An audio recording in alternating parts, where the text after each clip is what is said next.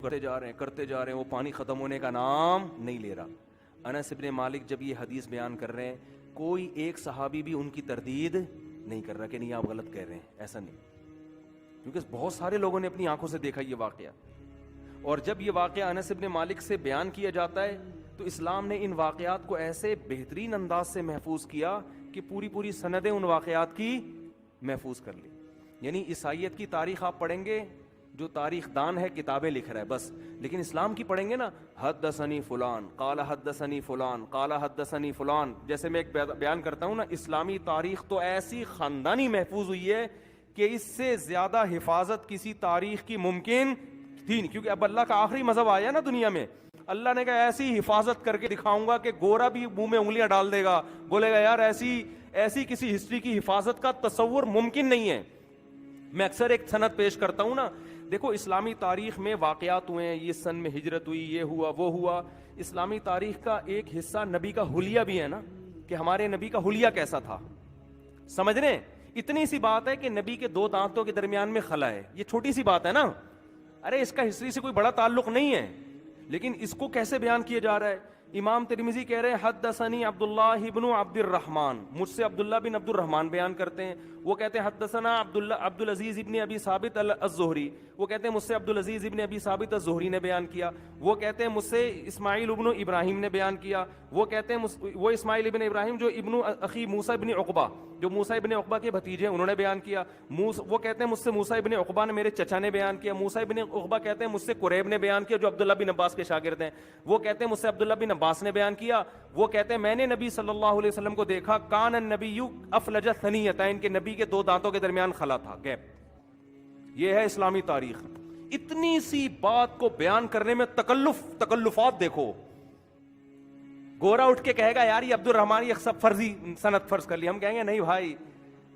امام ترمذی پہ درجنوں مورخین کی کتابیں موجود ہیں کہ امام ترمذی کون تھے۔ میں تو امام ترمذی کی قبر پہ بھی گیا ہوں نا ترمذ میں، درجنوں کتابیں مورخین ملیں گے، گورے مل جائیں گے جنہوں نے امام ترمذی پہ لکھا ہے، اس سن میں پیدا ہوئے، اس سن میں انتقال ہوا۔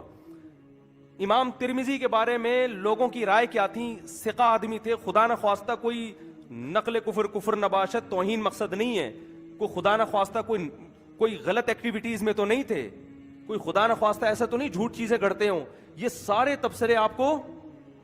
اس دور کے مورخین کے مل جائیں گے امام ترمذی کے بارے میں کہ نہیں بھائی ثقہ تھے، حجت تھے، پرہیزگار تھے، تہجد گزار تھے، برائی سے بچتے تھے،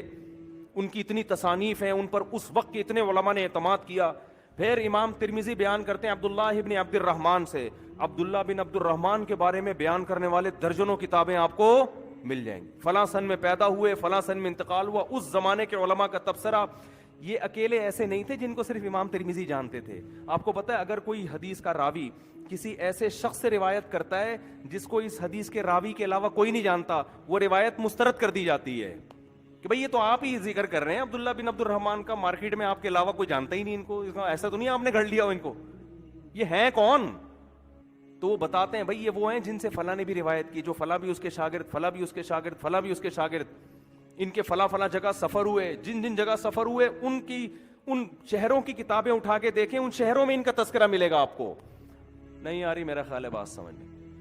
عبداللہ ابن عبد الرحمن، وہ کہتے ہیں عبدالعزیز ابن ابی ثابت الزہری، کتنا بڑا نسب عبدالعزیز، پھر ابا کا نام کیا تھا؟